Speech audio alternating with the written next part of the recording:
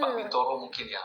Jadi studi tentang kebijakan publik yang mana ini merupakan fokus kajian dari ilmu kebijakan publik. Jadi ketika teman-teman masuk di magister kebijakan publik, pengetahuan yang akan diberikan kepada teman-teman yang menjadi bekal teman-teman ketika melakukan analisis yang mana ini sifatnya iris ya, 3 aspek ini ya. Nanti kita juga ada yang lain sebenarnya terkait dengan tata kelola pemerintahan atau public management.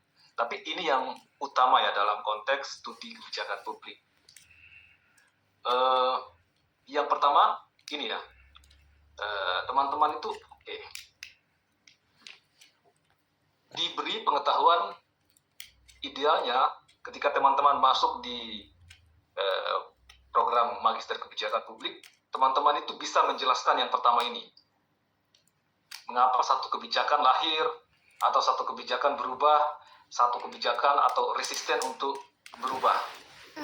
Misalnya kebijakan apa kemarin Undang-Undang TNI lahir. Itu berbagai teori tentang yang teman-teman sering sekali lihat kalau misalnya diberi referensi oleh dosen lain. Misalnya konsep policy making atau polisi proses. Jadi semua teori tentang policy making, semua teori tentang polisi proses itu ingin memberikan penjelasan tentang fenomena ini ya teman-teman sekalian. Jadi kenapa satu kebijakan lahir, bagaimana ambil sendiri, ambil di luar, atau mungkin kenapa satu kebijakan ya diambil di luar, atau resisten diambil di luar, jika teman-teman baca buku misalnya diambil di luar, ya diambil, ayo diambil. Di sini ada yang atau teori-teori yang umum lah yang tidak termaksud dalam teori kebijakan, kata di sini ada yang dari politik ekonomi misalnya, teori elit. Sini paham semua teori elit ya. Teori elit atau mungkin yang ramai di media di Indonesia kan ada teori oligarki, kata oligarki itu ya. Jadi dalam konteks studi kebijakan publik, teori oligarki masuk di sini ya. Jadi misalnya ketika ingin menjelaskan mengapa satu kebijakan muncul, berubah, bertahan. Nah, tesis utama dari teori oligarki mengatakan bahwa muncul atau lahirnya satu kebijakan publik, ada kekuatan orang yang super kaya yang mendorong kebijakan itu muncul. Nah, itu asumsinya. Tantangan berikutnya kan yang sering dilakukan oleh teman-teman di Watchdog ataupun film pendek yang sering dibuat oleh LSM itu kan, setelah menuduh atau bahasa tanda kutip menuduh ya, kebijakan ini lahir didorong oleh kekuatan oligarki. Nah, tugas berikutnya membuktikan bagaimana kemudian oligarki itu bekerja sehingga bisa sampai mempengaruhi lahirnya satu kebijakan publik. Nah, itu tantangan yang paling sulit ya. Bagaimana kadang kan oligarki itu tidak atau elit lah kalau bahasa yang cukup umum mungkin elit ya, teori elit dalam ilmu politik ataupun administrasi publik dan ekonomi juga mungkin familiar ya dengan teori elit. Misalnya teori elit ya dalam konteks ini, mengapa satu kebijakan berubah, misalnya undang-undang apa yang atau dalam konteks perda apa. Jadi kita mengasumsikan itu didorong oleh kekuatan elit-elit birokrasi kerjasama dengan elit-elit misalnya birokrasi dan DPRD untuk mendorong lahirnya kebijakan itu. Tantangan berikutnya kan membuktikan bagaimana kekuatan itu mendorong sehingga kebijakan itu bisa lahir. Nah, ini fokus utama. Jadi teman-teman ketika kuliah di magister kebijakan publik idealnya tahu banyak teori yang menjelaskan kenapa satu kebijakan muncul, berubah atau resisten untuk berubah. Dan semua teori tentang policy making atau policy proses itu menjelaskan fenomena ini. Jadi dengan berbagai penjelasan yang berbeda-beda ya, seperti tadi misalnya teori elit mengasumsikan bahwa elit yang mendorong lahir berubahnya. Tantangan berikutnya bagaimana cara kerjanya untuk membuktikan bagaimana elit mempengaruhi munculnya satu kebijakan publik. Atau teori yang umum juga mungkin teman-teman yang di luar kebijakan publik tidak cukup familiar, mudah-mudahan sudah diberikan juga ya. Misalnya teori advokasi koalisi. Nah, teori advokasi koalisi itu teman-teman, bagi teman-teman yang latar belakangnya administrasi publik atau kebijakan publik, atau mungkin ilmu politik, jadi teori advokasi koalisi itu ingin menjelaskan fenomena ini, atau memberikan penjelasan atas fenomena ini. Oke. Tutup ayah. Kenapa muncul berubah bertahap? Ini yang sifatnya deskriptif dulu ya. Jadi inti dari studi kebijakan di sini teman-teman. Oke, sebelum saya lanjut, saya karena di sini mungkin banyak yang mungkin berpandangan orientasi dari studi kebijakan itu lebih ke praktis ya, dapat memberikan rekomendasi kebijakan atau saran kebijakan. Oke, jadi teman-teman sekalian memang kalau dalam konteks sejarah, jadi mungkin sudah disinggung juga oleh dosen lain ya. Jadi dalam konteks sejarah, studi kebijakan publik itu memang lahir dengan orientasi praktis ya, ingin memberikan solusi saran kebijakan, ingin membantu pemerintah untuk menyelesaikan masalah-masalah yang dihadapi pemerintah atau masalah publik. Jadi orientasinya memang apply, terapan, orientasi teknis. Jadi di tahun 50-an mungkin kalau teman-teman sudah membaca referensi tentang kebijakan publik, jadi di tahun 50 Harold Laswell kemudian merumuskan satu ilmu yang bernama ilmu kebijakan publik. Jadi di tahun-tahun itu kan ada jadi didorong ya, bagaimana ilmu sosial itu bisa bermanfaat juga untuk menyelesaikan masalah publik. Karena selama di era-era itu, ilmu-ilmu sosial lain seperti sosiologi, ilmu politik, ilmu ekonomi, dan antropologi itu lebih banyak ditujukan untuk kepentingan ilmu itu sendiri. Jadi untuk mengembangkan teori, untuk menjelaskan fenomena-fenomena sosial, tetapi ilmu itu kurang bermanfaat ketika akan digunakan untuk memberikan solusi atau memberikan masukan kepada pemerintah atau menyelesaikan masalah publik. Jadi di tahun-tahun itu banyak ilmuwan yang kemudian merumuskan satu disiplin ilmu yang kira-kira disiplin itu bisa membantu pemerintah menyelesaikan masalah publik. Jadi awal-awal dari studi kebijakan itu memang orientasinya praktis ya, untuk menyelesaikan masalah publik teman-teman sekalian. Oke, Harold Laswell sendiri kan dari latar belakangnya ilmuwan politik. Jadi kalau teman-teman nanti baca teori public policy making atau teori proses, 90% teoritisi atau ilmuwan yang mengeluarkan teori-teori terkait dengan yang pertama ini, 90% atau 99% ini ilmuwan politik ya teman-teman sekalian. Jarang sekali dari administrasi publik. Jadi ilmuwan politik ini. Kembali ke sejarah tadi. Oke, ini saya terlalu panjang bercerita. Kembali ke sejarah tadi. Awalnya memang praktis, tetapi dalam perkembangannya kemudian, jadi teman-teman mungkin sudah dapat juga ya. Jadi orientasi awal dari ilmu kebijakan itu bersifat multidisiplin, multi metode, dan orientasi untuk menyelesaikan masalah publik. Nah, multidisiplin itu asumsinya kan dengan menggunakan banyak perspektif, banyak disiplin ilmu, ilmu kebijakan itu mampu kemudian menghasilkan satu rekomendasi kebijakan yang layak atau visible secara politik, administrasi, hukum, ekonomi, itu dalam konteks analisis kebijakan ya. Oke, bisa memberikan rekomendasi tersebut, tetapi faktanya teman-teman sekalian, jadi Setelah berjalan 10-20 tahun, ilmu kebijakan itu ternyata saran-saran yang diberikan oleh para ilmuwan kebijakan pada saat itu ternyata tidak sesuai atau tidak kontekstual ya, tidak sesuai dengan masalah yang dihadapi oleh pemerintah di lapangan. Karena memang modelnya seperti yang ada di bayangan teman-teman tadi ya. Jadi mereka itu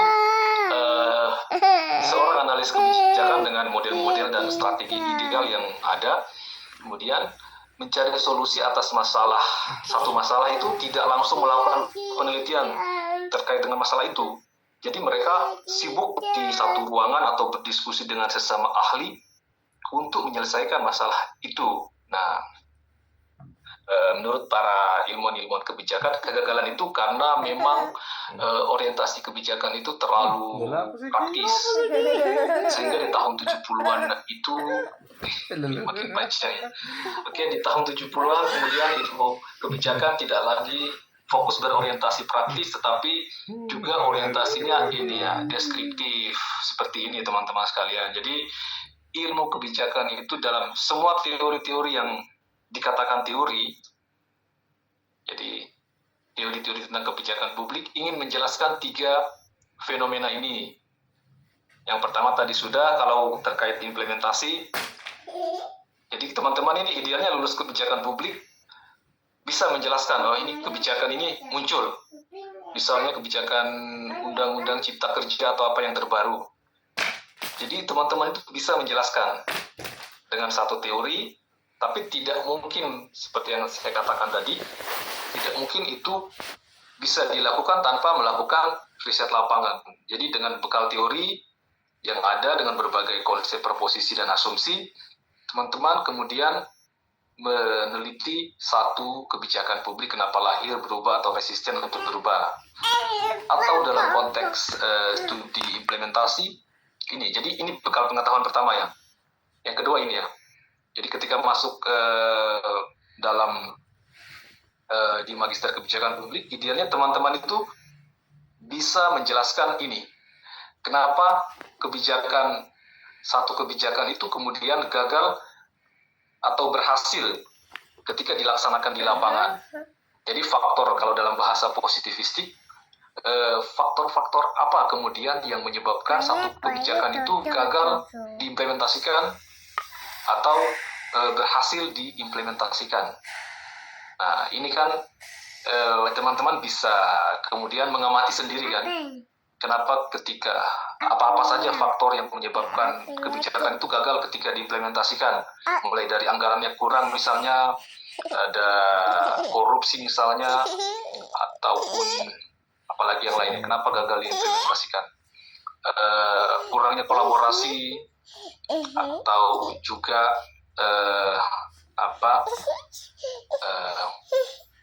instrumen-instrumen yang digunakan itu tidak sesuai dengan masalah yang atau konteks masalah yang ada di lapangan. Nah, itu semua pentingnya diperhatikan terkait dengan teori implementasi tadi ya teman-teman sekalian.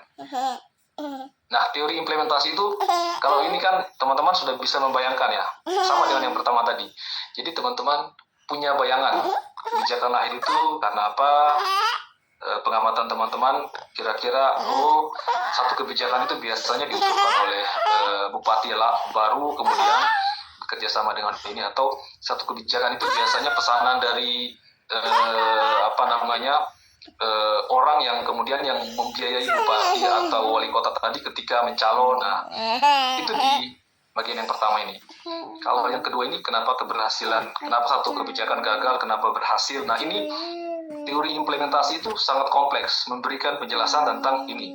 Jadi teman-teman lulus itu bisa menjelaskan kenapa, setidaknya tahu dulu ini ya, dalam pengamatan di lapangan teman-teman tahu tentang semua kekuatan-kekuatan atau cara kerja bagaimana kebijakan muncul, berubah, resisten.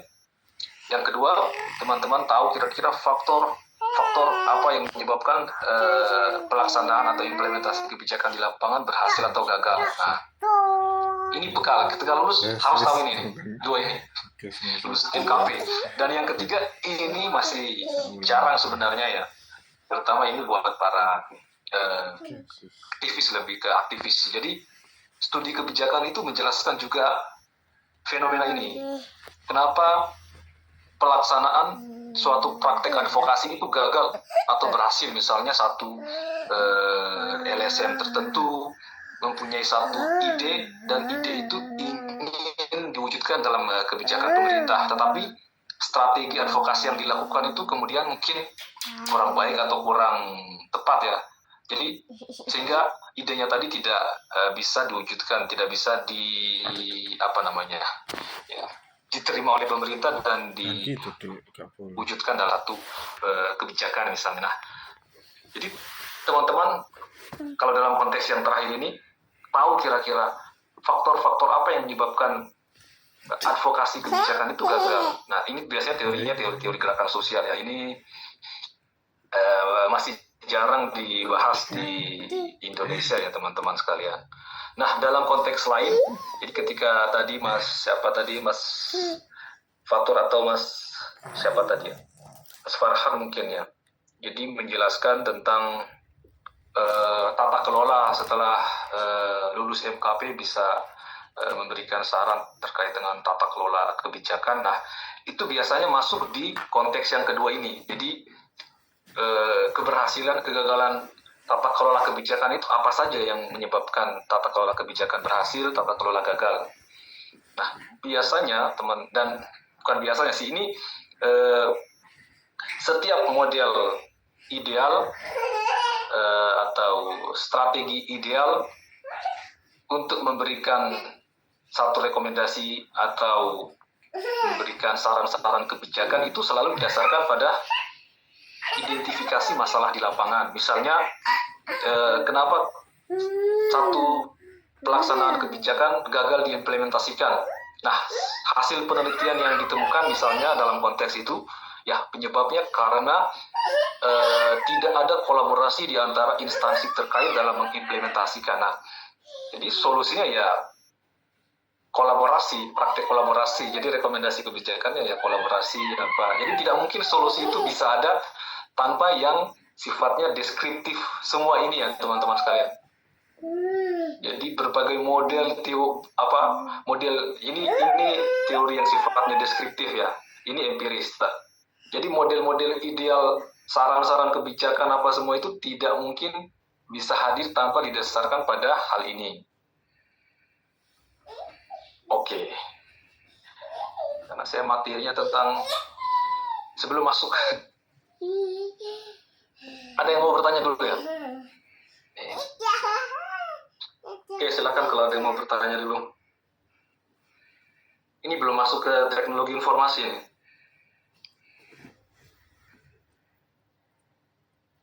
Ini ya.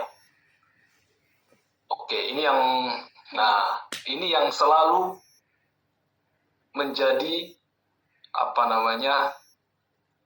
orientasi para mahasiswa MKP dan administrasi publik ketika masuk di prodi kebijakan publik ya. Jadi orientasinya itu lebih praktis, seakan-akan setelah masuk studi kebijakan publik mampu melakukan analisis kebijakan, mampu melakukan evaluasi, mampu melakukan advokasi kebijakan. Ini polisi analisis. Ini memberikan informasi yang relevan untuk menyelesaikan masalah publik. Jadi di sini isi dari polisi analisis ini model-model ideal, model-model normatif, bagaimana menyelesaikan masalah publik. Nah, model-model normatif tadi jika tidak didasarkan pada penjelasan yang sifatnya deskriptif dan studi empiris lapangan, penelitian lapangan, ini tidak mungkin bisa didapat ya.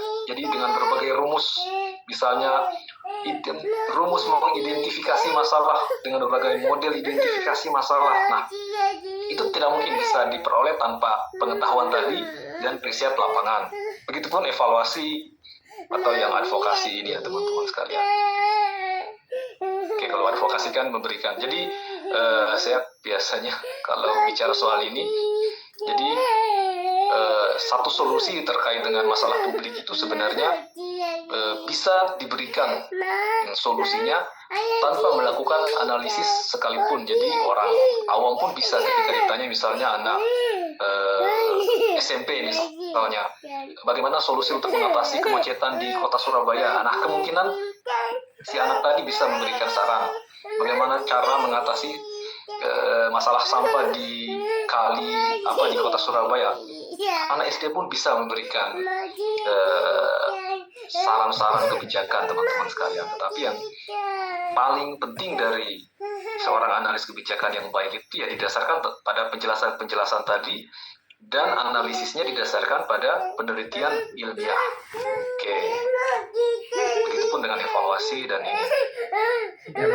Evaluasi sama halnya dengan evaluasi. Jadi siapapun ini bisa melakukan penilaiannya. Bagaimana program makan bergizi gratis yang diberikan pemerintah, semua orang bisa memberikan penilaian.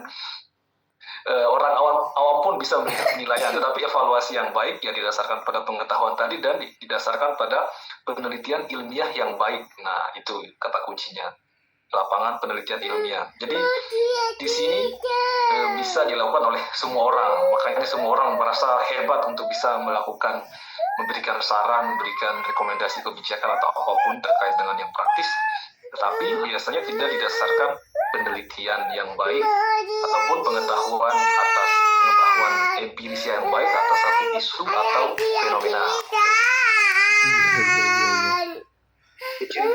Oke, silakan. Ya, mari itu diskusi. Oke, siap. Silakan. Memang belajar di MKP ini kan kita belajar hal yang ideal, kita jadi filosofi dan memberikan informasi untuk diri kita pribadi dalam mengembangkan kapasitas kita nanti dalam Nah, yang menjadi pertanyaan saya itu nanti kelak misalkan kami lulus menjadi seorang pejabat publik, kemudian kembali ke pemerintahan, kami berjalan yang tugas nanti yang ASN akhirnya kan dihadapkan pada masalah realisme di mana leaders atau pimpinan kami instansi kami itu sebenarnya sudah punya kebijakan tertentu. Nah, kebijakan tertentunya itu yang based on research, based on evidence, tidak pokoknya tidak ideal sama sekali. Tapi itu harus tetap dilaksanakan. Menjadikan kami sebagai analisnya untuk menjadi memberikan legitimasi seperti itu bagi proses yang ada. Maksudnya begini, kebijakan yang diinginkan sebenarnya nggak tepat nih. Saya pilihnya A, jangan perlu kita bidang ilmuwan kita A itu nggak cocok di daerah ini atau masalah X A itu nggak cocok. Nah itu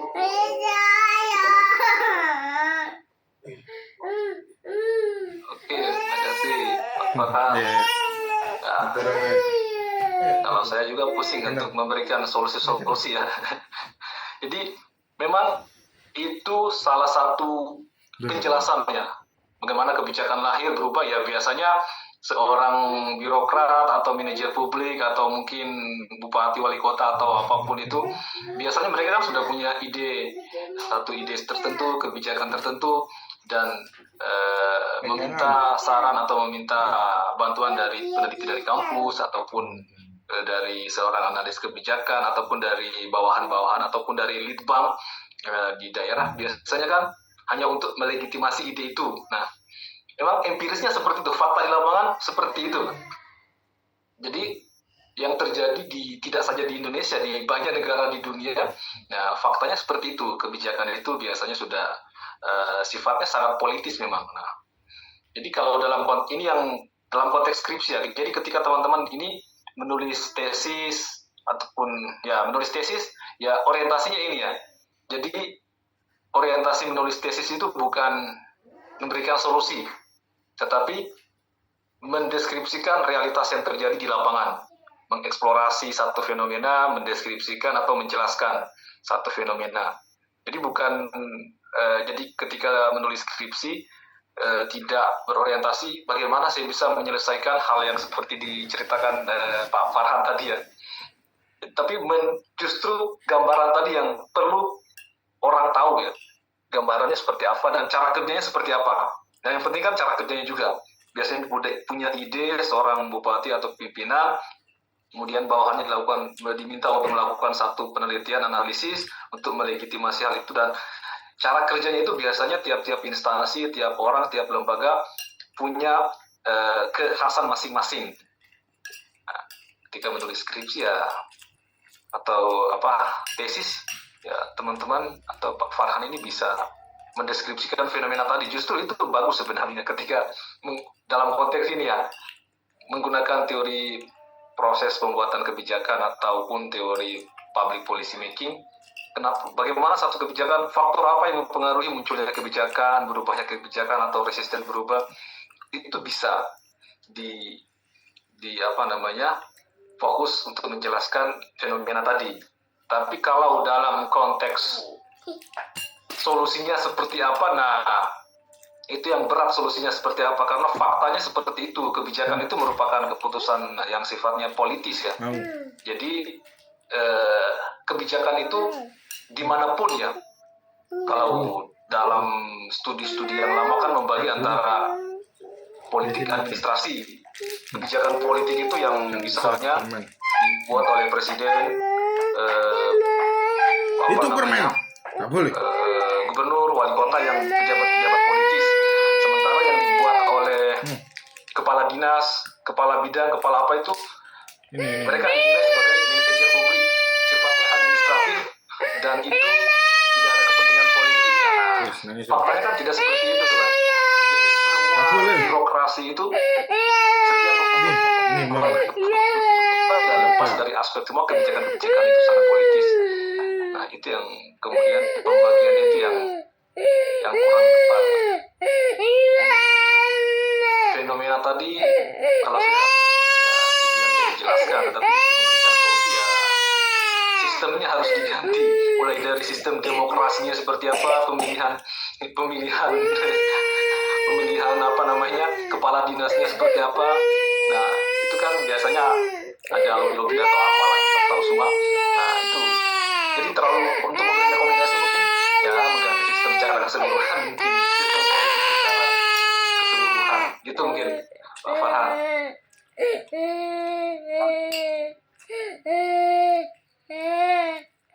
Mungkin ada komentar dari Pak Farhan atau gimana? Ya memang kenyataannya memang seperti itu ya. Maksudnya kan semakin sepertinya memang kesannya semakin kesana. Maksudnya itu saya kok dulu awal-awal bekerja di Jakarta, kebetulan saya bekerja di Kementerian Keuangan. Udah, nggak usah nangis, Bu. Teknokrat sekali, maksudnya Bu, naik. apa ya, kami baik, nyaman gitu untuk mengembangkan karir. Praktik-praktiknya itu kami mengambil praktik terbaik dari dunia, dan itu kami berhadapan dengan dunia luar, dan maksudnya kami harus berkolaborasi dengan dunia lain. Memang yang faktanya senatorial yang baik itu kami harus diterima oleh yang lain gitu. Maunya apa? Kasih mau apa? Ambil susu di kulkas. Ambil susu. Ambil susu. Mengedepankan. Jangan sampai yang lain.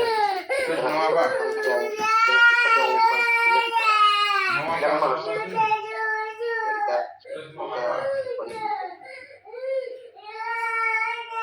Oke, Pak Farhan.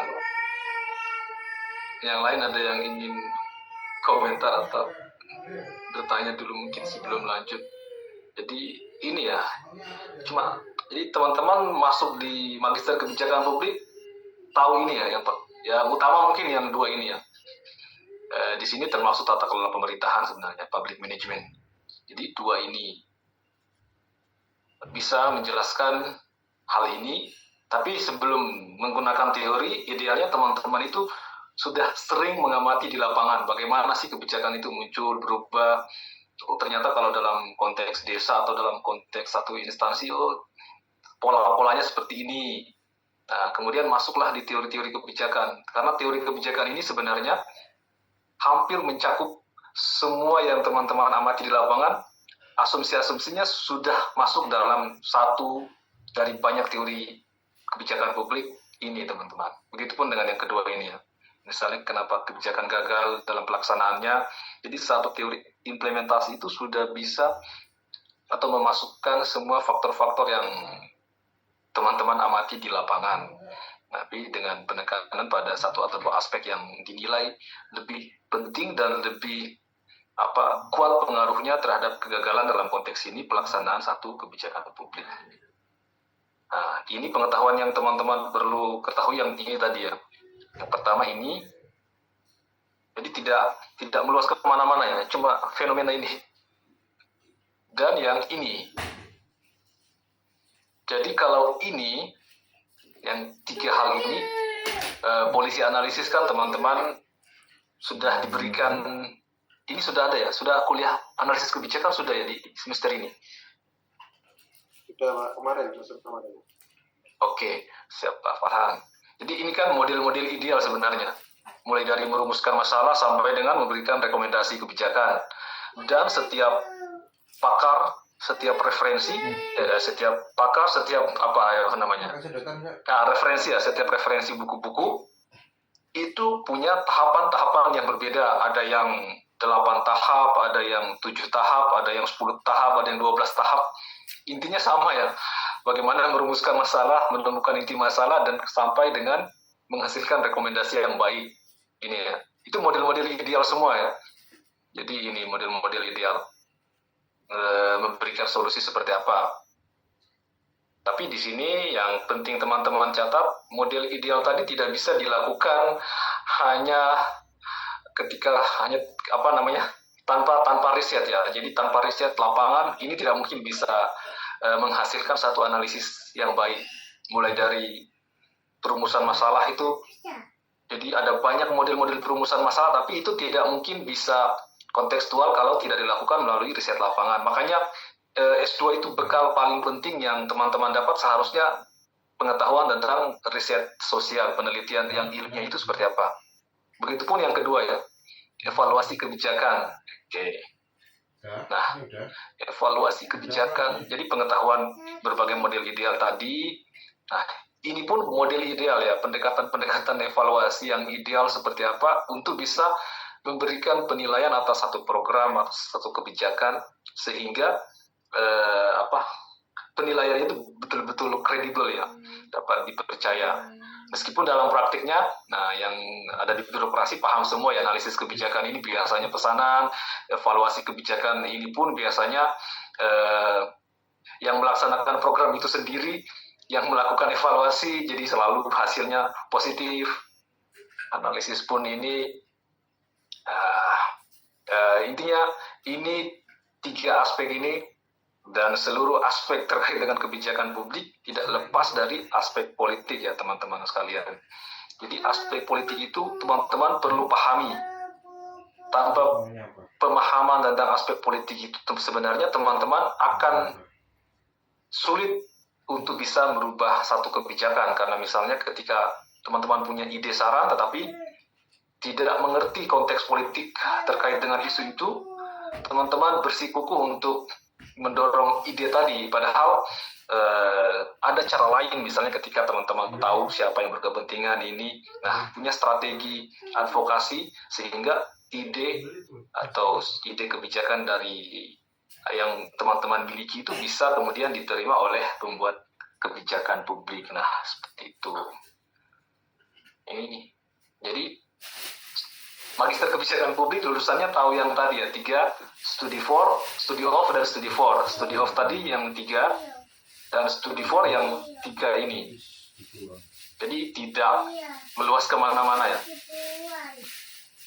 Tetapi ini bisa digunakan ya, karena di UNER, jadi kalau teman-teman misalnya di UGM itu kan mata kuliahnya sudah ada peminatan ya. Jadi ada isu pendidikan, isu lingkungan, isu kesehatan atau isu apa tadi pertambangan atau apalah. Nah, di UNER kan belum ada peminatan. Jadi berbagai pengetahuan ini bisa diterapkan pada berbagai isu ya.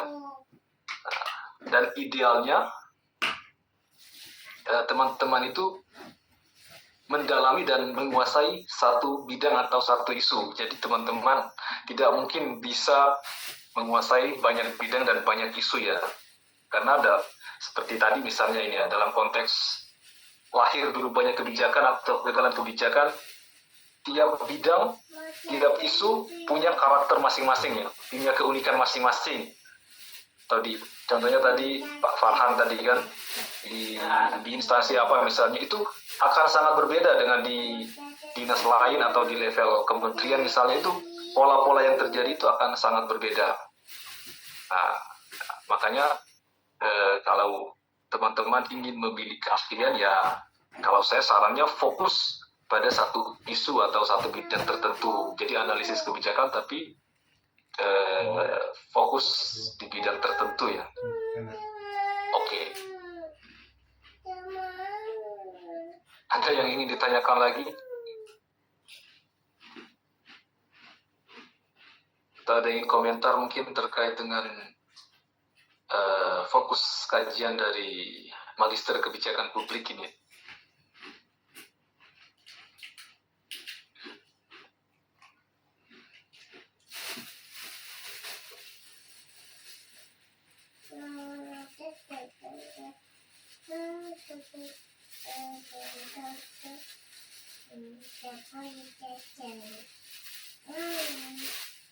Gimana? Ada yang mau bertanya atau komentar mungkin? Oke, lanjut ya. Biar cepat selesai. Ini belum maghrib kan? Bisa lanjut.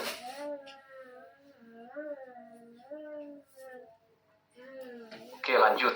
Nah, ini saya juga baru buat materinya sini ya, seadanya. Jadi setelah teman-teman tahu tadi fokus dari studi kebijakan publik, hal lain yang juga penting teman-teman ketahui terkait dengan studi kebijakan publik dan magister kebijakan publik secara umum, teman-teman itu idealnya ketika mengikuti satu perkuliahan, jadi harus paham terlebih dahulu tujuan dari mata kuliah ini sebenarnya apa sih, pengetahuan apa yang kira-kira bisa diperoleh dari mata kuliah ini. Nah, terkait dengan mata kuliah kebijakan dan teknologi informasi, mungkin ada yang mau komentar kira-kira pengetahuan apa yang mungkin disampaikan pada pertemuan pertama, atau mungkin dari banyak pertemuan kemudian teman-teman menyimpulkan pengetahuan ini yang diperoleh, atau mungkin juga teman-teman punya bayangan awal ketika mendengar nama mata kuliah ini. Silakan yang mau berikan pandangannya apa kira-kira. Jadi pengetahuan apa yang ada di bayangan teman-teman akan diperoleh setelah mengikuti kuliah ini. Jadi semua mata kuliah ini ya. Jadi idealnya itu setiap teman-teman masuk mata kuliah apapun, itu teman-teman tahu tujuan mata kuliah ini apa, pengetahuan yang akan diperoleh apa, dan hubungannya dengan pengetahuan tentang kebijakan publik tadi. Jadi ketika teman-teman lulus, betul-betul mencapai seluruh target-target dari lulusan magister kebijakan publik tadi. Oke, silakan yang mau komentar terkait dengan hal ini.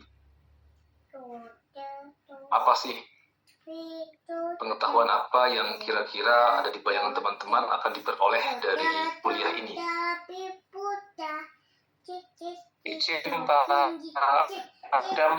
Oke, Mas Prasetyo. Ya, saya Prasetyo. Kalau dalam bayangan saya setelah mendapatkan beberapa kuliah ya selama beberapa minggu ini, mungkin tujuan dari mata kuliah ini adalah untuk bagaimana agar kita bisa memahami bagaimana teknologi informasi itu diterapkan dalam konteks kebijakan publik itu.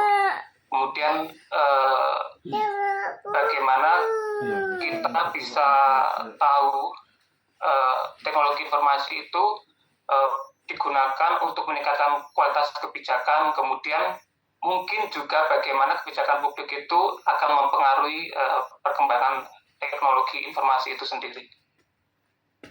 Demikian Pak Adam. Oke, dari kuliah yang dapat sebelumnya, pengetahuan apa yang bisa, salah satunya apa yang sudah bisa dicapai misalnya? Beberapa mata kuliah sebelumnya itu kan menjelaskan bagaimana implementasi SPPE ya dalam di Indonesia. Kemudian bagaimana penggunaan teknologi informasi yang baik dalam suatu layanan publik ya. Ada etikanya, kemudian dan lain sebagainya yang membuat itu nanti akan bisa menciptakan sebuah layanan yang lebih efektif dan lebih bermanfaat bagi masyarakat. Oke, makasih. Ada yang lain atau mau komentar soal apa yang sudah disampaikan tadi Mas Prasetyo? Yang lain siapa tadi yang ditunjuk sama Mas Hasan tadi, siapa Mas Hasan? Yang belum sempat komentar tadi siapa?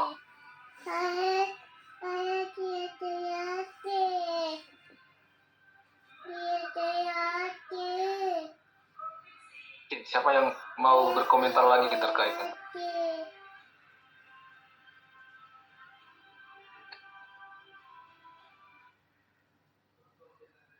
Mohon izin Pak Dekan. Oke, Atur, siap. Pak.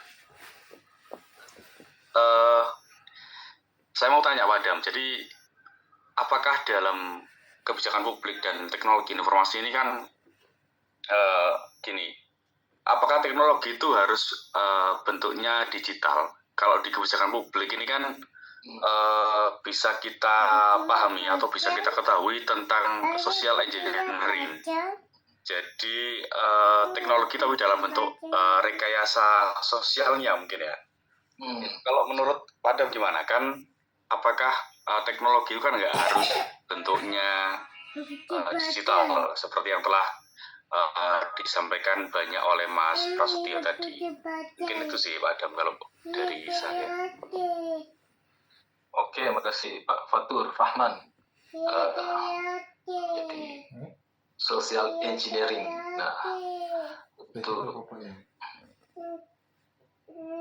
sebenarnya kan kalau berbicara yang sifatnya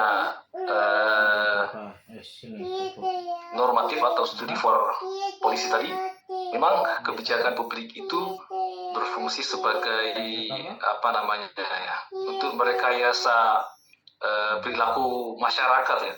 Jadi konsep yang digunakan itu social engineering kan konsep sosiologi. Tetapi ada satu hal yang tidak banyak kalau menggunakan kata social engineering itu di kebijakan publik itu cenderung mengabaikan aspek agensi dan struktur. Tadi Mas Fatur ini latar belakangnya apa ini? Saya dari bisnis. Bisnis, oke. Ya, saya larinya ke sosiologi, masih nyambung ini. Mudah-mudahan nyambung ya. Jadi kalau berbicara terkait social engineering, sebelum masuk bagaimana kaitannya dengan teknologi informasi, apakah hanya yang digital saja? Oke. Nah, social engineering itu sendiri idealnya sebenarnya yang ini tadi policy analisis.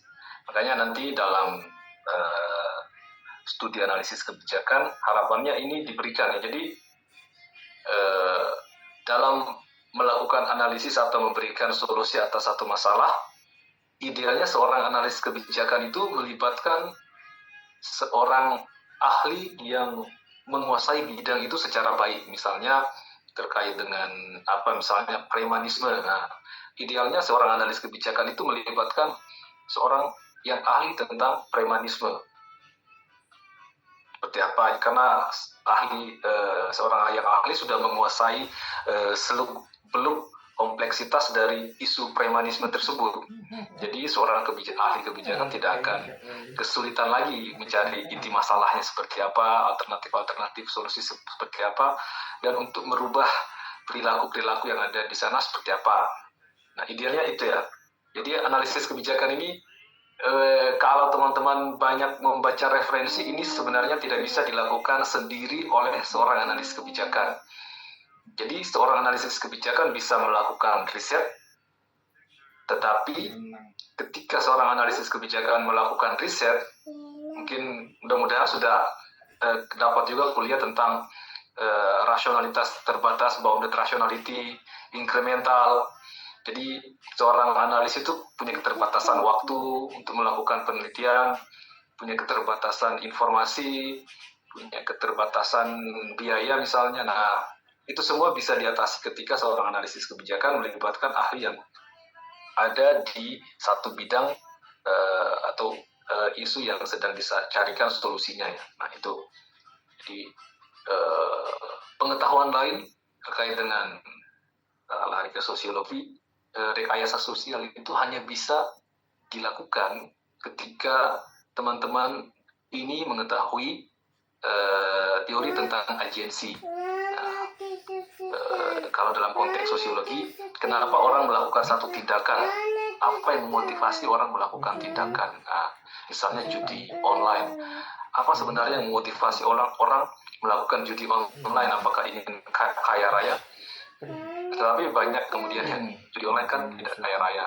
Atau apakah apa? Nah, biasanya untuk bisa melakukan rekayasa sosial, teman-teman itu harus menguasai teori agensi, apa yang mempengaruhi orang bertindak, kenapa orang kemudian sangat taat beragama atau apapun itu. Nah, itu dasarnya memang harus tahu agensi ya. Nanti yang kalau mau dikembangkan lagi struktur dan agensi. Tapi nah, saya langsung ke sini ya, Mas. Siapa tadi, Mas Fatur Rahman? Terkait teknologi informasi. Nah, memang di sini konsep kuliah yang dituliskan kan teknologi informasi, tetapi ini sebenarnya lebih ke perubahan atau perkembangan teknologi terhadap kebijakan publik. Jadi bukan sekedar teknologi informasi ya, nanti kita lihat di depannya. Jadi saya langsung ya, jadi studi ini atau mata kuliah ini sebenarnya berbicara tentang bagaimana kemudian perkembangan teknologi tertentu yang menghasilkan satu era tertentu itu mempengaruhi praktek kebijakan di satu era, mulai dari praktek pembuatan kebijakan, praktek implementasi, dan praktek advokasi. Jadi ini kalau dalam konteks sekarang kan ini era digital ya, teknologi informasi. Ini satu era yang kemudian menggunakan media komputer untuk menyebarkan dan jaringan internet untuk menyebarkan informasi ya. Jadi bagaimana kemudian perkembangan teknologi era digital dalam konteks sekarang mempengaruhi praktek-praktek ini ya, praktek-praktek kebijakan publik. Oke.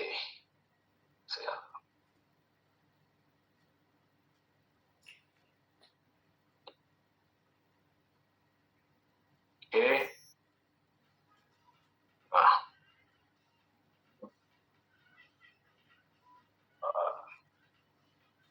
Saya lanjut ya, teknologi. Nah, jadi ini bisa ditangkap ya, maksudnya ini.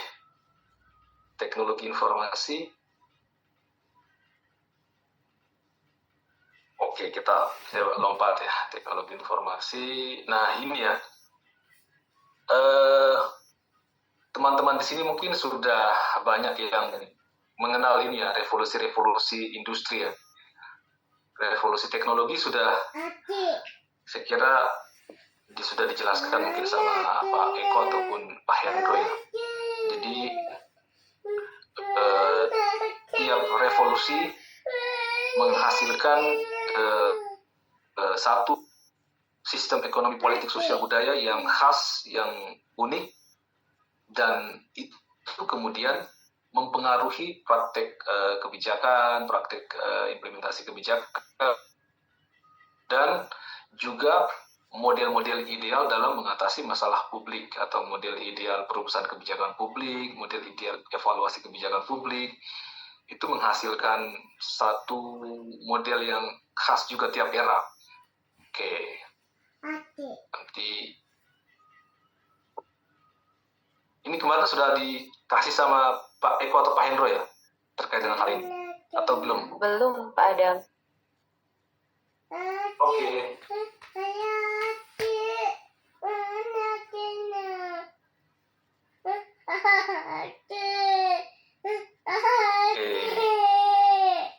Revolusi agraris ini, jadi ini ya, revolusi terjadi yang sekarang lagi ramai juga mungkin ya di berbagai media, kata revolusi dan reformasi. Katanya reformasi itu kurang radikal, yang radikal itu revolusi. Reformasi hanya mengubah sedikit, sementara revolusi itu ini ya, perubahan mendalam pada sistem ekonomi. Jadi revolusi-revolusi teknologi, terutama revolusi agraris, revolusi industri, mulai dari yang 1.0, 3.0, 4.0, itu menyebabkan perubahan yang mendalam pada tata kehidupan manusia ya, dari sistem ekonomi, politik, budaya, struktur sosial masyarakat itu berubah total ya dengan adanya revolusi-revolusi ini. Revolusi agraris ini mungkin teman-teman kalau senang membaca buku-buku yang non-fiksi bisa baca buku yang Yuval Noah Harari ya, yang Sapiens. Nah, ini cukup bagus ya menjelaskan bagaimana revolusi agraris itu, kemudian bagaimana tata kehidupan sosial, ekonomi, dan masyarakat secara umum pasca terjadinya revolusi agraris. Nah, jadi ini juga nanti akan mempengaruhi bagaimana di satu era, satu masyarakat, kemudian model-model kebijakan seperti apa yang umum dilakukan, model kolaborasi atau apapun terkait dengan perumusan kebijakan itu dilakukan. Nah, ini punya ciri khas yang berbeda dengan nanti setelah revolusi industri ya. Revolusi industri 1.0 ini terjadi. Oke. Tadi masuk. Ini sudah ya, 1.0 ini semua sudah paham kan? Revolusi industri yang terjadi di Prancis ini ya, Inggris. Ini tahun 17-an ya, 1760 sampai 1800-an ya. Saya ada di sini ya. Ini revolusi agraris ya, teman-teman. Jadi slide-nya memang masih sangat ringkas. Jadi transisi dari fase berburu dan mencari makan ke fase bertani. Nah, ini berubah total ini tata kehidupan masyarakatnya dari fase berburu, mencari makan, bertani. Nanti bagaimana aspek politik, pembuatan kebijakannya juga mulai di sini kan lahirlah masyarakat dalam bentuk organisasi kecil ya, masyarakat. Sebelumnya berburu ini memang berpindah-pindah ya, masyarakatnya berpindah-pindah, tapi setelah revolusi agraris masyarakatnya mulai menetap di satu wilayah. Ini revolusi industri yang 1.0, lahirnya mesin uap dan di sini ya. Jadi di Inggris ini. Oke, intinya bukan di sini. Nanti ini ada saya kasih bacaan pada teman-teman untuk bisa mendalami hal ini nanti ya. Kita bisa diskusi. Nah, yang revolusi industri yang 2.0, mulai produksi massal.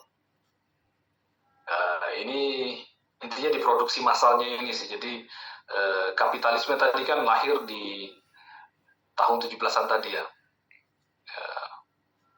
Ini kapitalisme makin kuat di sini dengan adanya produksi massal. Revolusi komputer itu yang ketiga ya. Tapi ini belum kompleks ya.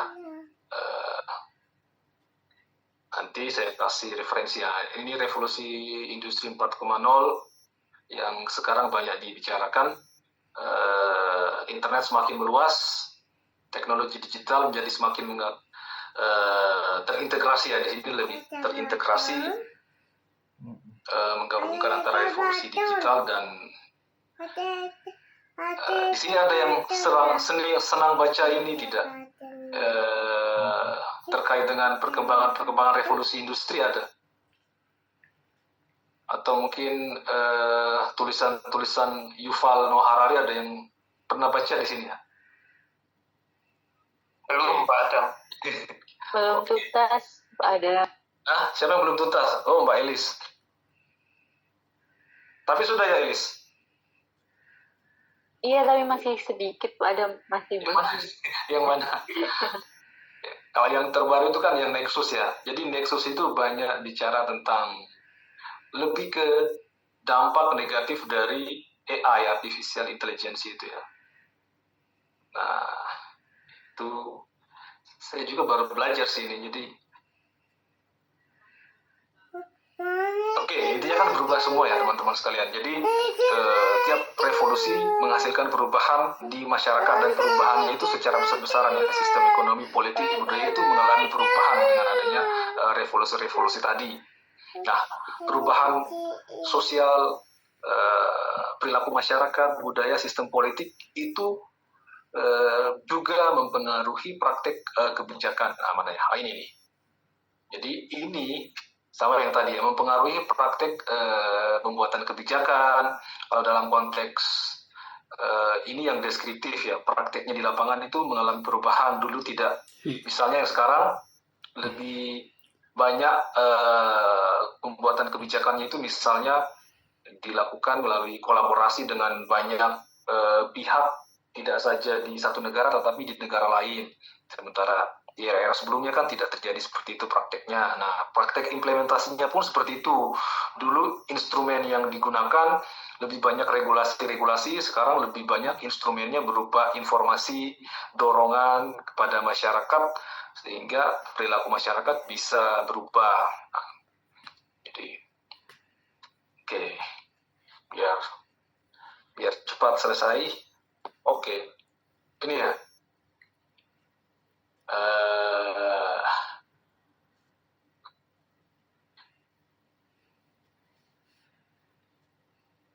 Oke.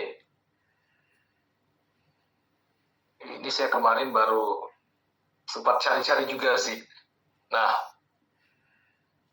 kalau dalam konteks deskriptif teman-teman sekalian, jadi idealnya kan kita dalam konteks kuliah ini idealnya kita tahu ya bagaimana kecenderungan pembuatan kebijakan, implementasi kebijakan di atau setelah revolusi industri pertama.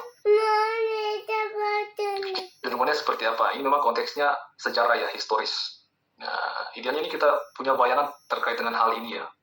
Atau mungkin setelah revolusi industri yang kedua, atau setelah revolusi industri ketiga. Nah, ini harapannya kita tahu semua ya, bagaimana perubahannya, apa kemudian yang jadi penting dengan adanya setiap revolusi-revolusi industri atau revolusi teknologi tersebut. Yang sekarang ada AI ya, yang AI ini sebenarnya belum terlalu banyak dikaitkan dengan yang revolusi industri 4.0. Nah, ini nanti kalau dalam konteks yang preskriptif tadi atau normatif, nah, idealnya setelah kuliah ini kita bisa juga melihat model-model atau strategi instrumen kebijakan seperti apa yang umum digunakan setelah revolusi industri 1, revolusi industri 2, revolusi industri 3. Jadi bagaimana tiap-tiap revolusi industri, tiap-tiap era ini mempengaruhi kecenderungan atau model atau strategi atau instrumen kebijakan yang digunakan oleh pemerintah di tiap era-era tersebut. Preskriptif. Oke.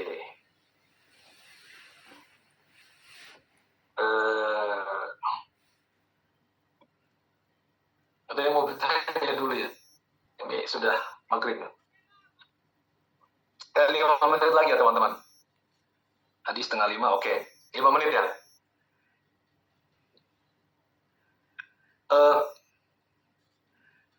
Jadi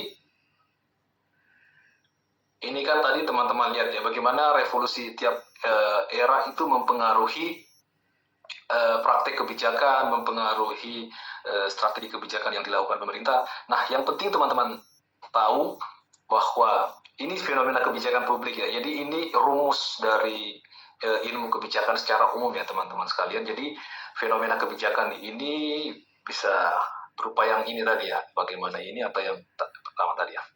Jadi rumusnya itu, nah mana rumusnya?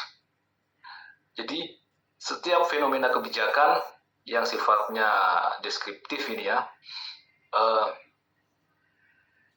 selalu saja dipengaruhi oleh aktor kebijakan. Jadi teknologi informasi tadi masuknya di lingkungan kebijakan ya. Jadi teknologi informasi di lingkungan kebijakan, itu teknologi informasi tidak secara langsung mempengaruhi praktek kebijakan atau fenomena kebijakan. Selalu saja melewati aktor kebijakan publik.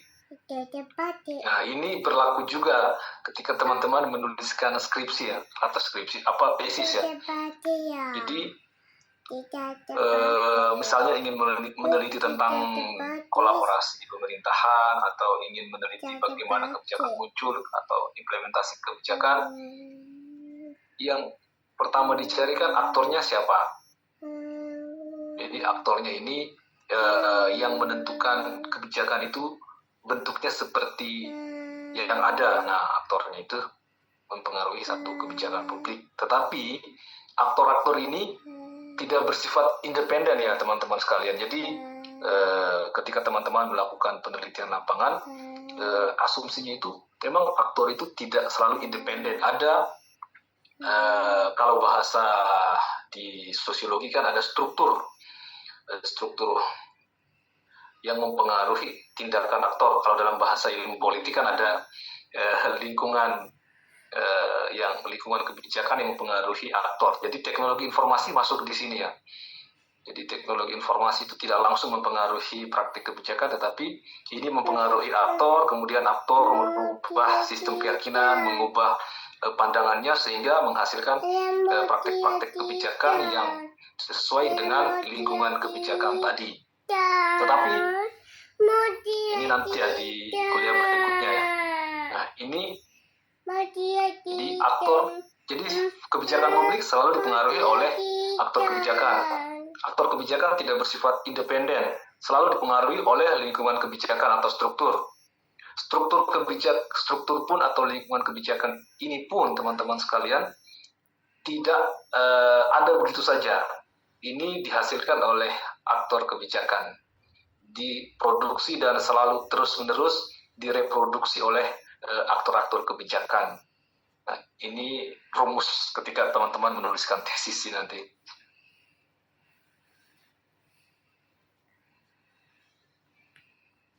Oke.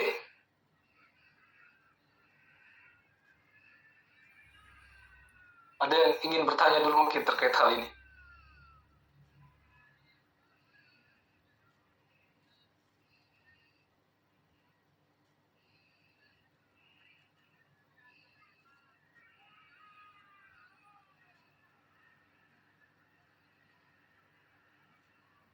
Mana ada yang mau bertanya dulu? Ini tadi 4:30 ya. Gimana teman-teman? Cukup, Pak Adam. Oke, ini sudah maghrib ya. Kalau kita sudahi gimana? Masih ada. Biasanya berapa jam sih kuliahnya nih? Biasanya selesai sebelum maghrib, Mas Adam. Jangan buat. Panjang ceritanya nih. Oke, ada yang ingin bertanya mungkin? Nggak ada ya? Sudah lewat maghrib ini ya? Ini referensinya ya. Saya sih berharap teman-teman di sini bisa membaca buku ini dulu ya nanti sebelum pertemuan berikutnya. Ini banyak kok bisa dibeli online, murah kok ini. 40 ribuan, 30-an, 30 ribuan, 40 buku ini. Dan tipis. Jadi sebenarnya harapannya di mahasiswa S2 itu sih literasinya lebih baik lagi sih, karena kuliah-kuliah yang diberikan dosen di kelas itu kan hanya berapa persen ya, nanti setelah pulang lupa atau setelah kuliah akan lupa lagi. Mirip-mirip inilah kebijakan barat, siswa nakal masuk barat. Kalau mungkin ASN di sini setelah diklat mungkin ya, setelah prajab kan lupa semua ilmunya. Setelah ini ya teman-teman, referensi ini lumayan bagus kok, dan bisa bantu teman-teman ya biar kita bisa diskusi lebih jauh terkait dengan revolusi-revolusi industri, pengaruh teknologi ke kebijakan publik atau tata kelola kebijakan. Nah ini umum tapi cukup bagus ya teman-teman. Ada yang sudah punya buku ini ya? Tunggu sini. Mbak Eli sudah punya. Oh, Mbak Elis, oke. Mbak Elis punya semua ini. Tunggu. Jangan Mas Tio Tunggu. itu yang sudah punya. Tapi jangan Mas Tio, Mbak Adam. Oh, sudah ada ya? Nanti dipinjamkan ke teman-temannya, Mbak Elis. Ntar difoto. Kalau mau gampang itu biasa kan difoto, terus dikirim di grup. 20 lembar dikirim ke grup. Oke. Sudah lewat jam 6. Oke. Kita bisa akhiri ya kuliah ini, teman-teman Ibu sekalian. Bisa, Pak. Oke, thank you. Baik, teman-teman sekalian, saya kira itu ya yang bisa saya sampaikan pada kesempatan ini. Mudah-mudahan ada sedikit masukan. Banyak, Pak. Ya, banyak ya. Banyak masukannya. Ada. Mudah-mudahan bisa menambah sedikit wawasan teman-teman yang ada di sini ya. Kalau saya sih lebih harapannya bisa teman-teman di sini bisa punya buku tadi, terus membaca buku tadi. Sebelum pertemuan berikutnya kita sudah sama-sama